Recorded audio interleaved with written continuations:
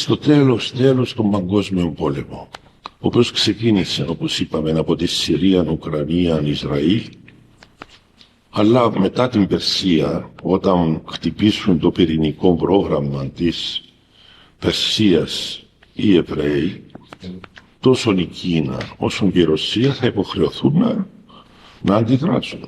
Οι προφητείες λένε των Αγίων, και πρόσεξε, όχι μόνο των Ελλήνων Αγίων, και των Ρώσων και των Ρουμάνων και των Σέρβων,